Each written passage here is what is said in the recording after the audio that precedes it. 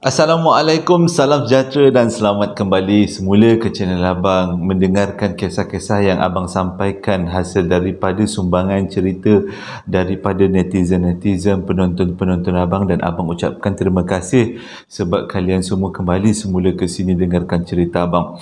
Dalam banyak-banyak komen, ada satu komen hari ni Abang dapat komennya menarik, iaitu dia minta Abang apa kata Abang senaraikan YouTube mana, cerita seram mana yang Abang paling best Abang ceritakan.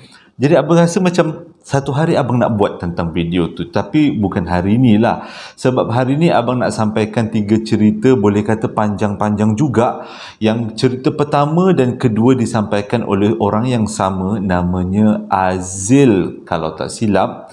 Dan cerita ini berlaku pada tahun 1998 waktu dia umur darjah 6. Dia dan adik dan abang dia anak yang nombor 2. Jadi peristiwa ni berlaku dia, abang dan adik dia dan juga mak ayah dia, tentang satu rumah yang bapa dia beli pada tahun 1998 yang berlaku dekat Lumut, Perak. Okey, itu cerita pertama. Cerita kedua pun sama juga, sambungan daripada cerita tu. Jadi menarik tau cerita dia. Susunan dia tu abang suka.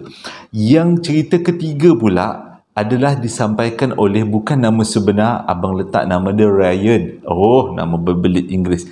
Ryan sampaikan dekat abang, berlaku pada tahun 2008 di Pendang, Kedah. Waktu tu dia berumur 28 tahun. Jadi kalau korang nak tahu cerita daripada mula sampai habis, tonton video abang, insya-Allah abang akan ceritakan.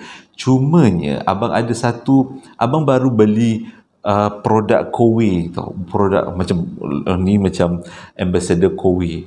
Takut juga tau, sebenarnya ni benda yang menakutkan abang, iaitu setiap kali abang mulakan cerita, sekarang ni pukul 12.30 setiap kali abang mulakan cerita, penapis udara Kowe tu akan berubah warnanya menjadi warna merah, seolah-olah macam ada yang hadir. Sebab penapis udara Kowe yang abang beli ni, kalau udara tu tak elok, dia akan berubah warnanya, sama ada warna kuning ataupun warna merah. Maksudnya udara ni tak elok. Tapi setiap kali abang nak buat cerita dia, nak start cerita, penapis udara tu warna merah, seolah-olah ada yang hadir. Tapi cumalah abang minta satu, kepada yang hadir, abang minta maaf sangat-sangat kalau telah mengganggu ketenteraman alam sebelah. Cumanya abang nak menyampaikan peristiwa-peristiwa yang boleh menjadi pengajaran untuk kita semua. Itu je lah yang abang harapkan. Okey, jom kita teruskan dengan cerita yang pertama. Cerita yang pertama ni berlaku dekat Lumut, Perak tahun 1998 oleh seorang budak lelaki namanya Azil. Azil ataupun Ajil, lebih-lebih kurang macam tu lah nama dia. Dan dia bukan nama sebenar, dia sampaikan dekat abang aja, dia minta abang tukarkan nama. Cerita dia macam ni. Bapak dia seram pula. Bapak dia ada beli satu rumah dekat Lumut, Perak. Memang bila bapak dia beli rumah tu, mula-mula mak dia tak setuju. Sebab rumah tu adalah rumah banglo, rumah tinggal. Rumah yang pernah diduduki orang tapi dah lama orang tak duduk. Jadi banyak benda yang kena diperbetulkan. Cermin dengan lantai, dengan dia punya pintu, banyak kena betulkan. Tapi bapak dia ni seorang ahli perniagaan. Jadi bapak dia bila tengok ada rumah banglo macam tu, lepas tu kawasannya luas, bapak dia tak fikir benda tu menakutkan, tapi lebih kepada keuntungan. Bila bapak dia beli rumah tu memang sesuai untuk mereka sekeluarga, sebab anak-anak nak membesar, lepas tu boleh jemput saudara mara, senang nak bawa kenduri kendara.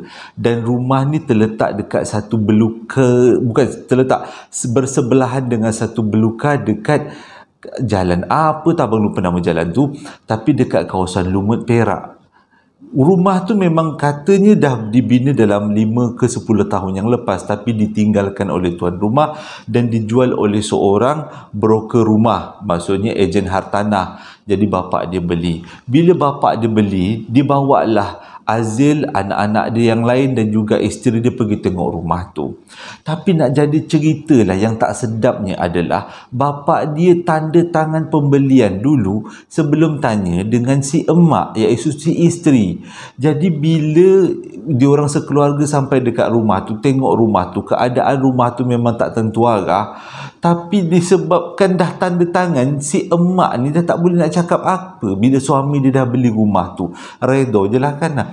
Tapi Azil pula, dia cerita dekat abang, dia kata dia tak takut sangat dengan rumah tu pada awalnya sebab dia kata rumah tu besar. Jadi dia boleh cakap, oh ini tempat kita main game, ini tempat kita melepak-lepak. Dia adik-beradik dia lelaki 3 orang. Jadi kawasan rumah besar tu memang satu rahmat lah untuk dia orang, boleh panggil kawan-kawan main bola.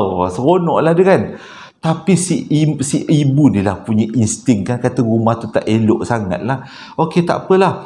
Jadi bapak dia cakap renovation akan dibuat dalam masa 2 bulan. Jadi diorang sementara tu dia duduklah dekat rumah lama. Rumah lama tu adalah rumah yang disewa oleh bapak dia selama alam ni. Jadi nak jadi cerita selepas 2 bulan rumah tu dah habis renovation. Dah habis, dah cantik. Tapi yang peliknya, diorang tak pindah-pindah dekat rumah tu. Dekat sebulan selepas habis renovation, bapak diorang tak bawa diorang tinggal dekat rumah tu. Naik pelik si Azil. Perasaan dia berkobar-kobar ni, nak dapat bilik besar ni. Diorang sebenarnya walaupun di rumah tu besar, ada 4 bilik, tapi si yang lelaki-lelaki 3 orang ni, sebabkan diorang ni masih sekolah rendah, diorang masih perlu tinggal dalam 1 bilik. Tapi dah siap beli perabot, dapur cantik, TV, tempat TV cantik, semua dah cantik. Bapak dia tak nak bawa diorang semua sekeluarga pindah. Bila mak dia tanya, bapak dia buat bodoh je. Okey. Jadi selepas 2 bulan setengah, barulah bapak dia bawa dia orang sekeluarga ni pindah dekat rumah tu. Jadi disebabkan rumah tu besar dan anak-anak dia, Azil dan adik-beradik, abang dengan adik dia ni masih kecil lagi, masih sekolah rendah, diorang ditempatkan dalam 1 bilik yang sama, bukan berpecah-pecah bilik. Tapi memang ikutkan planning bapak dia, selepas diorang besar, dah sekolah menengah, diorang akan diletakkan dalam bilik-bilik berasingan. Baguslah planning bapak dia kan. Jadi bila malam pertama, seram lah bang. Bila malam pertama Azil dengan family dia pindah dekat rumah tu, ya Allah, meremang pula. Oi, ini kalau cerita lain macam. Kalau cerita lain macam ni lah kan. Jadi bila dia orang singgah lah, pindah dekat rumah tu, awal-awal malam pertama dia orang pindah kat rumah tu, Azil ni dia kata dia ada satu sifat tau, kalau dia duduk dekat tempat baru, dia ni susah tidur. Jadi dia banyaklah terkebil-kebil sepanjang malam. Lebih kurang pukul 1 pagi macam tu, dia perasan pintu bilik dia terbuka. Lepas tu dia memang perasan pintu bilik dia terbuka. Lepas tu dia nampak macam ada orang masuk. Tapi disebabkan dia ni antara sedang dengan, bukan sedang, macam ya tak ya. Jadi dia buat macam tak tahu je lah. Dia ingat pada waktu tu mak dia yang masuk ataupun bapak dia yang masuk. Tapi yang jadi peliknya adalah, dia kata seolah-olah mak dia yang masuk. Bila mak dia masuk bilik tu, tapi mak dia tak tutup semula pintu bilik tu, dan mak dia terus menuju ke bilik air. Lepas tu masuk bilik air, lepas tu tak keluar-keluar daripada bilik air. Dia pelik juga, tapi dia buat tak tahu je lah. Dia kata mungkinlah mak dia nak buang air dekat dalam bilik air dia, sebab bilik air bapak dia dekat bilik mak dia tu, bapak dia tengah berak ke tengah buat kodok hajat ke apa kan, lebih kurang macam tu lah kan. Jadi dia biarkan mak dia dalam bilik air tu kecepur sampailah si Azil ni terlelap. Korang tahu kenapa dia terlelap? Dia terlelap sebab dia rasa tenang mak dia ada dalam bilik air. Dia rasa macam tak apalah, mak aku ada dalam bilik air, dah aku tak ada lagi risau sangat. Jadi besok pagi ni dia tanya dengan mak dia. Tergerak lah kan. Dia kata mak ada tak masuk dekat dalam bilik dia, gunakan bilik air dia waktu dia tengah tidur. Mak dia cakap, ngigau apa, dia kata. Mak tak pernah masuk dalam bilik tu. Mak dia cakap mak dia tak pernah masuk dalam bilik tu. Sepanjang malam mak dia memang tidur dekat bilik mak dia bersama ayah dia. Jadi bila Azil dengar macam tu, dia rasa tak sedap hati lain macam, dia kata. Aku nampak hantu ke? Tapi Azil memang yakin yang dia nampak malam tu bukan manusia. Sebab mak dia bagi saksi, mak dia tak masuk bilik dia. Tak apalah, redha, tak ada masalah. Jadi dia ceritalah dekat abang dia ceritalah dengan adik dia. Jadi abang dia buat planning macam ni. Abang dia waktu tu darjah 6 macam tu. Dia ni bukan darjah 5, darjah 4. Jadi dia buat planning macam ni. Apa kata malam ni dia orang tidur lambat. Dia orang bertiga lah kan. Anak-anak lelaki kan, kerana memang suka ekstrim-ekstrim. Dia kata abang dia ni memang kurang takut sikit. Kalau dia ni takut cicak, takut lipas, segala macam binatang-binatang kecil. Lepas tu makhluk-makhluk alam sebelah memang dia takut. Tapi mujur dia kata abang dia berani. Dan abang dia sarankan malam kedua nanti dia orang tidur lewat. Nak tengok ada tak benda tu datang masuk dalam bilik. Ada kata kalau masuk dalam bilik, aku tu jeritlah dengan kuat-kuat. Jadi mak ayah akan datang. Dekat abang dia bagi cadangan lah, jangan tak berapa nak cerdik lah ni kan. Sorry Azil, abang pula cakap abang awak tak cerdik. Tak macam tu, lebih kurang lah Jadi nak jadi cerita ni, bila malam tu, ini malam kedua tau, malam tu dia orang dengar dekat gate depan, grill depan, pintu pagar, macam cakap bukan grill, pintu pagar yang mengalir ke pagar lah, pintu pagar besar tu, dia dengar macam ada orang goncang yang kuat sangat. Sebab apa dia orang dengar? Dia orang punya bilik adalah bilik paling depan, bilik mak ayah dia orang adalah bilik belakang, bilik master bedroom tu kat belakang. Oh lupa abang nak cerita, rumah ni 2 tingkat. Jadi dia dengar grong, dia dengar abang dia. Abang dia tengok dia tengok adik dia, abang dia tengok balik. Lepas tu abang dia cakap, jom kita turun bawah, kita tengok apa yang berlaku. Dia kata, gila dia kata. Dia, bila abang dia cakap macam tu, takut tapi nak tahu apa yang berlaku kan. Dia pun ikut abang dia daripada turun tingkat 1, cek dekat pintu depan, daripada tingkap depan tu tengok apa yang berlaku. Korang tahu apa yang Azil nampak? Gate depan memang bergegar, konggang, tapi tak nampak orang. Macam seolah-olah digegar-gegarkan, tapi secelumit orang pun tak ada. Allahu Akbar, ya Allah, meremali macam abang ni. Wih, seram ah. Jadi dia tak nampak satu bayang pun. Bila dah tak nampak satu bayang, abang dia lari ni atas, Azil dengan adik dia pun lari ni atas, sambil masing-masing naik atas. Tidur, memang tidur satu katil. Padahal bilik tu dia orang ada katil single, tiga katil single. Tapi tak fikir dah, dia orang semua tidur dekat katil abang dia, berempit-rempit takut punya pasal. Sepanjang dia orang tidur tu, dia orang masih dengar lagi bunyi grill tu, pintu gate depan tu digoncang-goncang. Dia orang anggap, bila tanya abang dia, bang apa benda tu bang? Abang dia bagi jawapan macam tu, hantu. Macam tu, senang, titik, hantu. Sadaqallahul azim, dah jom tidur, dia kata. Tidurlah. Jadi bila dah berempit-empit tu, semangat kuat lah kan. Adik dia paling tengah-tengah, Azil duduk tepi dinding, abang duduk tepi. Jadi kalau ada benda yang nak menyerang, dia nyerang abang dia dulu lah, dia kata kan. Okay. Dan dia orang pun tertidur. Itu malam kedua. Jadi besok ni dia orang bertiga ni kecoh lah. Cerita kat mak ayah dia. Oh malam tadi bunyi apa benda grill orang. Tapi bapak dia dengar, bapak dia tak adalah kata bapak dia kata ini semua cerita bid'ah ni, tak ada. Semua bapak dia kata ni betul ni, kata. Bukan, bapak dia diam je lah, seolah-olah bapak dia mengiyakan cerita ni. Okey, dan mak dia tanyalah macam mana bunyi dia, apa benda dia, kalau beraninya anak mama pergi turun bawah. Mak dia kecoh lah kan, takutlah kau. Tapi dia tahulah anak-anak lelaki dia memang berani. Jadi malam kedua, malam ketiga pun jadi benda yang sama. Tapi dia kata malam ketiga ni lewat sikit. Yang malam kedua tu jadi lebih kurang pukul 1, yang ni lebih kurang dekat-dekat pukul 2. Waktu ni diorang, walaupun besok paginya sekolah, diorang tetap bertahan jaga. Abang dia kata nak tahu apa benda yang terjadi lepas ni. Malam ketiga diorang dengar grill pula yang digegar-gegarkan. Kalau kat depan pagar itu, kalau yang dekat rumah tu, pintu rumah tu besi tu grillan, dia bunyi krong krong. Agak-agak dia orang bertiga turun, tak tengok apa yang menggegar. Tak, memang dia orang tak turun. Dia orang dengar je daripada bawah.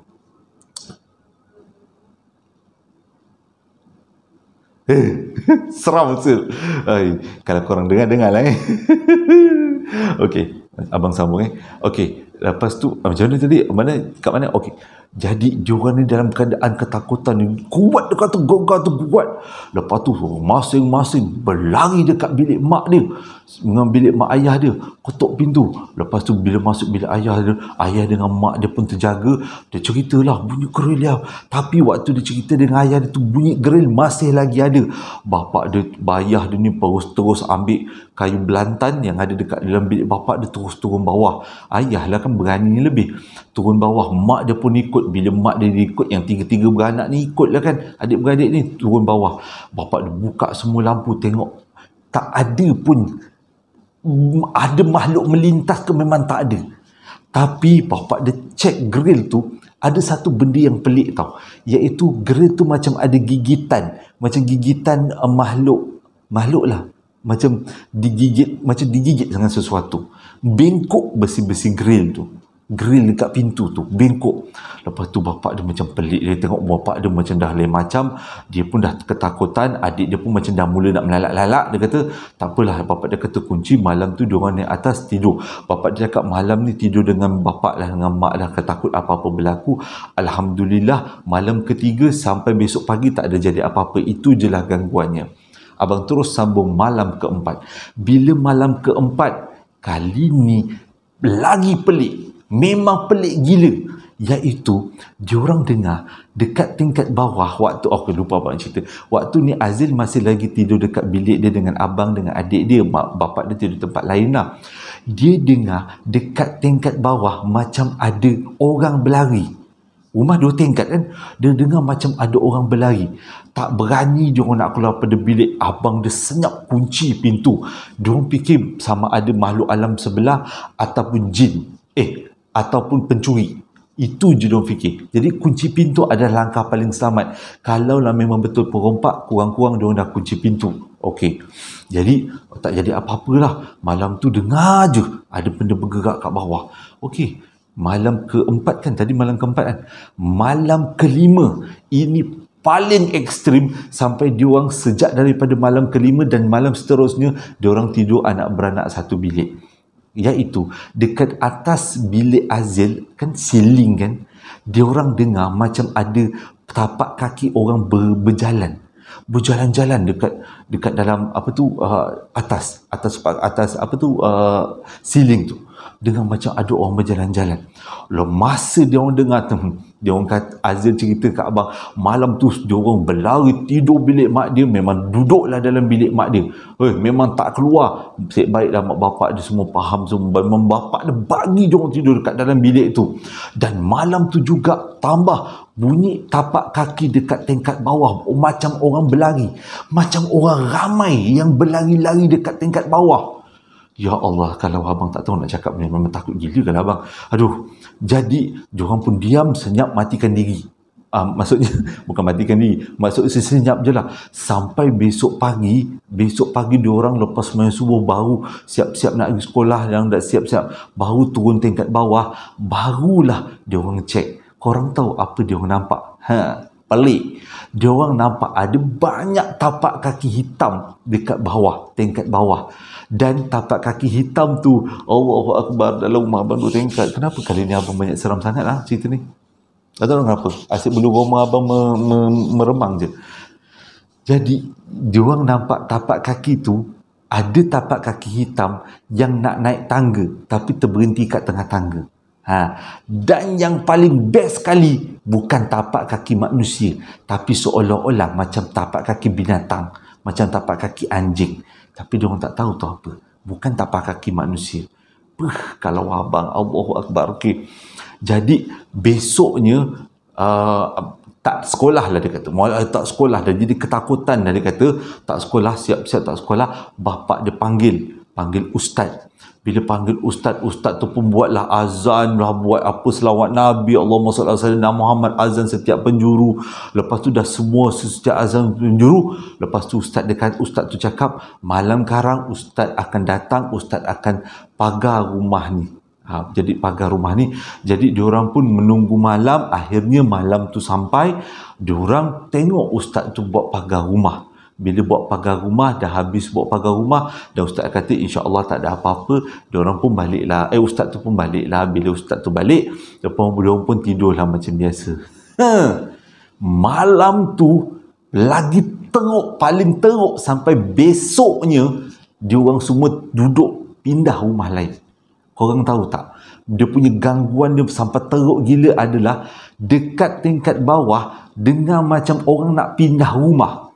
Macam orang angkat perabot, turun perabot, tarik kursi, tolak kursi, almari, pinggan mangkuk, kerempang-kerempung, semua bunyi, semua macam. Bapak dia memang tak keluar daripada bilik, mak bapak dia tak keluar daripada bilik. Dia orang ni memang duduk dalam bilik, mak bapak dia duduk, dia diam je, kunci, matikan diri.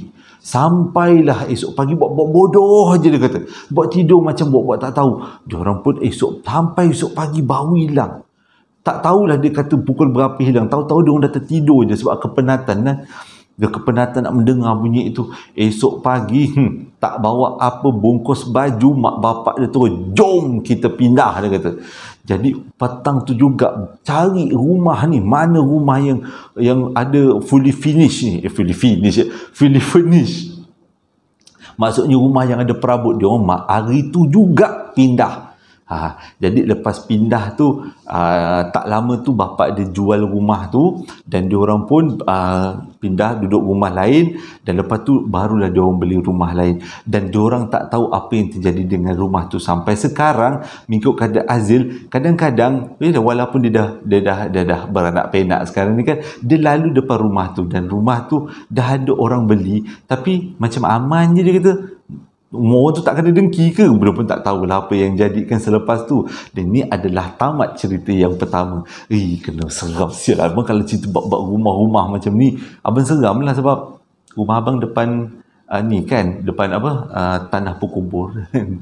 Ceritalah kan. Jadi seram-seramnya dia terasa lah kan, macam seram lah kan. Okey. Jadi itu adalah tamat cerita pertama. Bagi abang minum kejap, abang nak sambung cerita yang kedua. Kali ni panjang sikit lah Okey, minta maaf sangat-sangat. Abang boleh rasa gangguan yang diorang kena dekat rumah tu memang bukan gangguan yang biasa.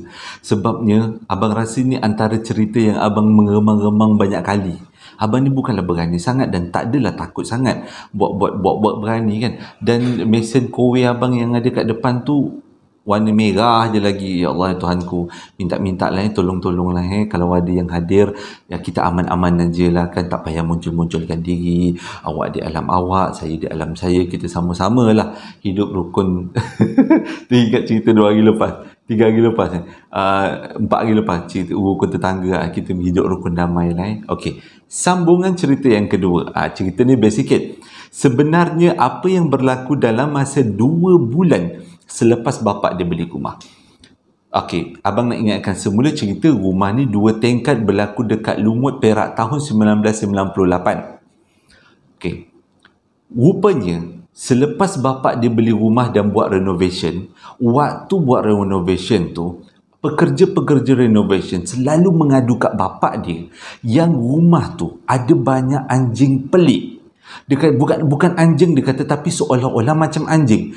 Waktu dia orang tengah nak buat plaster ceiling ke apa benda ke, pasang lantai, zup, melintas anjing. Waktu dia orang tengah pasang bilik air ke apa benda lah, tengah buat renovation dalam rumah kan, zup, lalu anjing.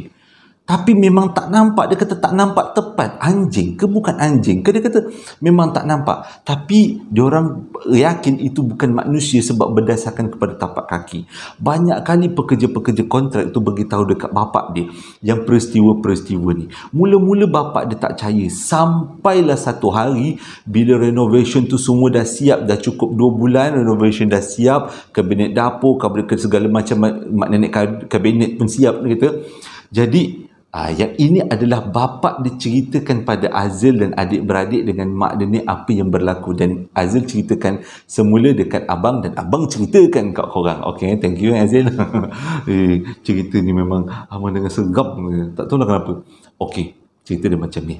Bila dah siap semua renovation, bapak dia ni nak tengok betul tak seperti yang pekerja-pekerja kontrak tu cakap, dekat rumah ni memang ada makhluk misteri, macam rupanya seolah-olah anjing. Ya Allah Tuhanku, kenapa bergemang lagi Teruk no. Okey, lepas tu bapak dia pun merayau-rayau, waktu tu dah nak dekat-dekat maghrib tau. Jadi bila dah dekat maghrib ni adalah pertukaran alam. Jadi bila bapak dia naik dekat tingkat atas, dekat kawasan tangga, dekat kawasan tangga dia punya ceiling dia tak ada plaster ceiling. Lepas tu ada ceiling yang terselak sedikit, boleh nampak bumbung. Jadi bapak dia ni macam cari-carilah tangga, cari-cari kayu nak panjat supaya nak betulkan ceiling tu. Waktu bapak dia dah siapkan tangga, nak memanjat, nak membetulkan ceiling yang terselak biar nampak bumbung atas tu kan, tiba-tiba bapak dia nampak ada makhluk macam anjing tapi lidahnya besar panjang, warna merah. Yang bapak dia nampak matanya warna merah, lidahnya warna merah. Mujur bapak dia macam nak jatuh. Mujur tak jatuh sebab benda tu dekat dengan tangga. Kalau jatuh kelampung, teruk kot. Memang jatuh teruk. Sebaik bapak dia ni kata iman kuat lah kan seorang bapak-bapak kan. Abang kan jadi bapak macam mana lah abang.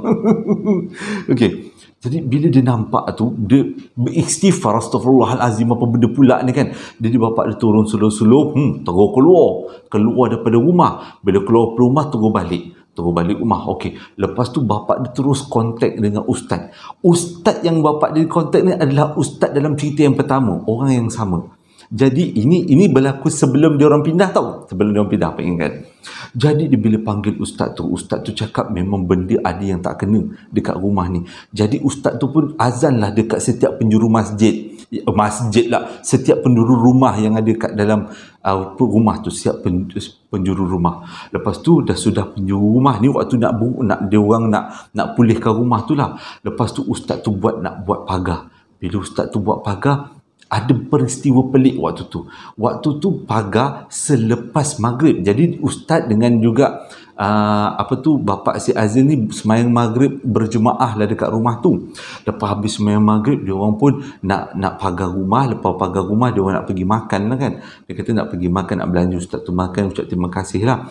Jadi waktu nak pagar rumah tu, kata Bapak Azil ada benda pelik yang berlaku, iaitu sekeliling rumah tu banyak gila anjing. Anjing menggonggong-gong kat situ sekeliling rumah tu. Pergi kalau pagar rumah kan kita kena mengelilingi rumah. Rumah tu rumah banglo tau.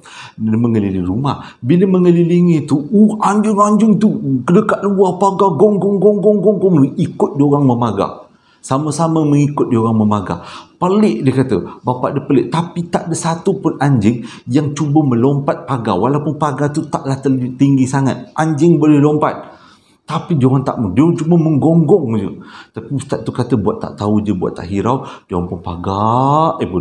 Ustaz tu pagar. Sampai dah sudah pagar. Lepas tu ustaz tu buatlah baca-baca doa semua apa benda. Pagar pula pakai air dengan garam, dengan air garam je dia kata kan. Air garam dengan ladi hitam, lebih kurang macam tu lah kan. Dah pagar, ustaz tu nak minta diri nak balik lah. Sebab bapak dia nak belanja lah. Ustaz tu makan tapi ustaz tu kata dia ada urusan lain. Tak apalah. Jadi ustaz tu balik. Bila bapak dia ni nak kunci pintu, nak keluar nak balik, time tu dia tengok juga, dah tak ada pula anjing tu. Anjing yang banyak tu ada sewaktu bapak dia nak dengan ustaz tu nak memagar rumah je. Lepas tu dah tak ada dah anjing-anjing tu. Jadi bapak dia pun pagarlah rumah. Bapak dia pun kuncilah rumah. Kuncilah nak balik lah kan. Bila bapak dia balik masuk dalam kereta, gate tutup gate ni.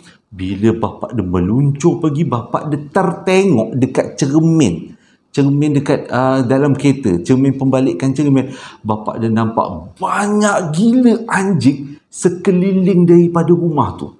Lepas tu anjing-anjing tu, insya-Allah Tuhanku, anjing-anjing tu semua tengok je bapak dia. Tak apa, macam tak tahulah dia kata.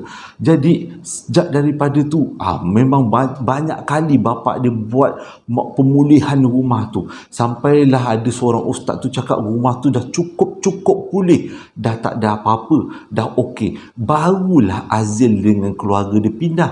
Tapi tak jangka sebenarnya bila pindah tak selesai.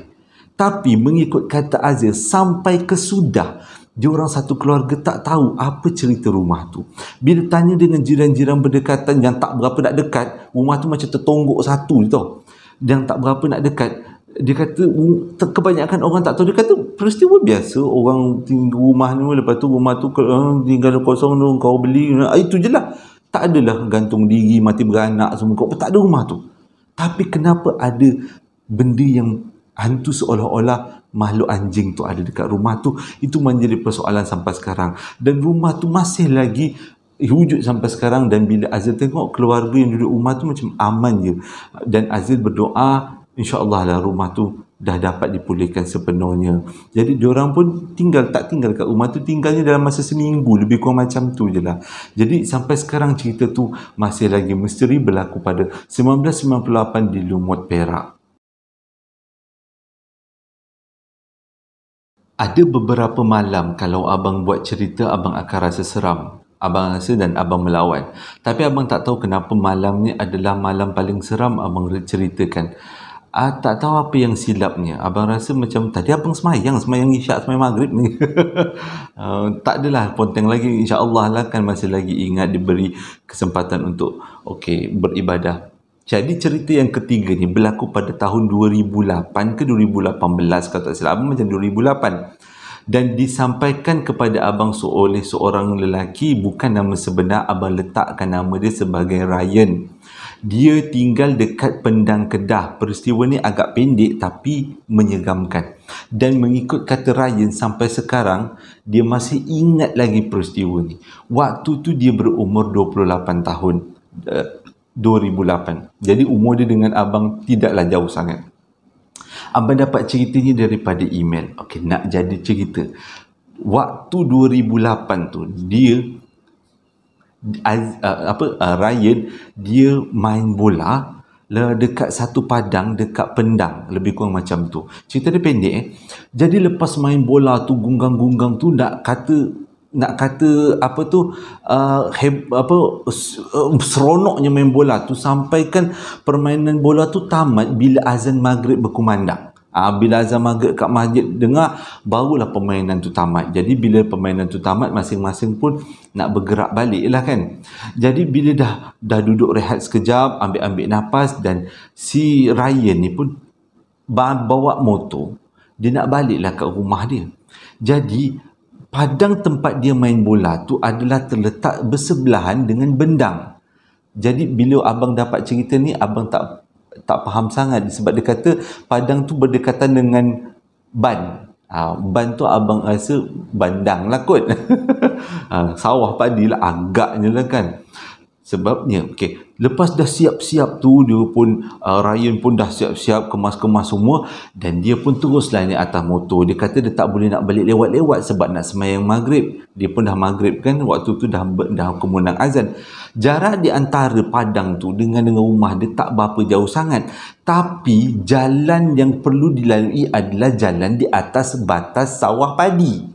Dengan kata lain, kalau bawa motor tidak boleh laju-laju kalau tidak masuk ke dalam sawah padi. Jadi dia pun si Ryan ni pun bawalah motor slow-slow.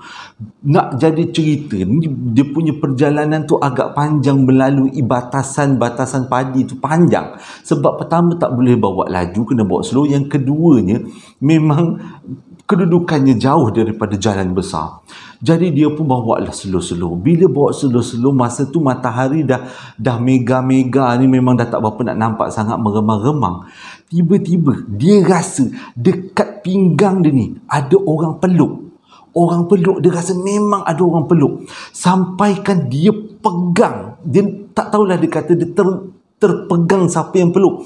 Bila dia terpegang, dia pegang apa benda yang melengkor dekat atas perut dia tu. Rupanya dia terpegang tangan berkedut-kedut. Dia pun cepat-cepat tengok bawah, tengok, ya Allah, dia kata tangan yang warna putih pucat dengan berurat-uratnya. Lepas tu kuku dia hitam-hitam, warna panjang-panjang.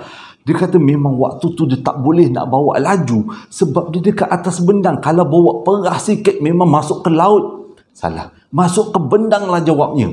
Jadi dia pun bawa slow-slow. Dia tak tahu. Waktu tu dia kata dia blur. Dia tak ingat nak cakap selawat Nabi ke Allahu Akbar. Dia kata dia tak ingat. Dia blur. Cuma dia kata dia ingat benda ni je. Dia kata, kau berani ikut aku balik. Bapa aku pandai mengubat orang. Kalau kau berani, kau ikut aku sampai balik, aku bawa kau jumpa bapa aku.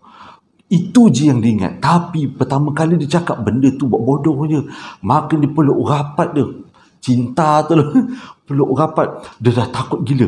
Dan ditambah pula tengah-tengah perjalanan tu dia rasa dekat bahu dia ni benda tu lentukkan. Tapi ingat nak tengok. Memang tak tengok lah kan. Kalau abang gini-gini je lah bang. Norak tu abang. Dia tak tengok gini ke tak ada.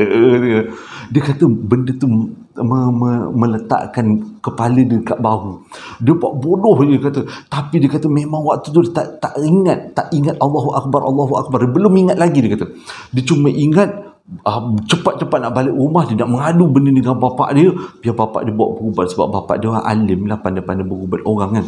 Jadi kali kedua dia cakap, kau tak nak lari, kau berani kau, aku bawa kau jumpa bapak aku, biar dia bakar kau, dia baca Al-Quran, bakar kau padan muka kau. Benda tu tergelak. Hihihi macam tu. Gila kalau abang memang tak fikirlah, masuk bendang pun masuk bendang lah, abang perah minyak. Kalau nak mengelakkan daripada abang masuk bendang, kaki abang kepakkan supaya dia macam circus kan, berdiri atas tali. Jadi kita kepakkan kaki supaya kita ada keseimbangan. Ya abang ni macam pernah bawa motor kat bendang lah kan. Sambung cerita. Jadi dia dia bawa motor slow.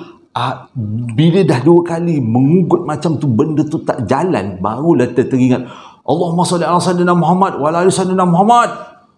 Bila sebut macam tu, slow benda tu lepaskan tangan, lepaskan ikatan, pelukkan cinta rasmi tadi kan. Bila dia tengok benda tu makin merenggang, makin lagi cakap lah Allahumma salli ala sayyidina Muhammad, makin merenggang, Allahu Akbar, makin renggang. Dan bila benda tu renggang, cukup benda tu renggang, si Ryan sampai dekat jalan besar.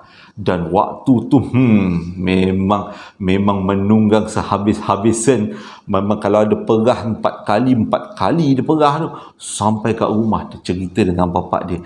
Dan mengikut kata Ryan, sampai sekarang itu antara peristiwa yang dia tak boleh nak lupa. Macam mana dia tiba-tiba kena peluk. Tapi mengikut kata orang-orang kat situ, memang kawasan bendang adalah kawasan makhluk-makhluk halus lalu.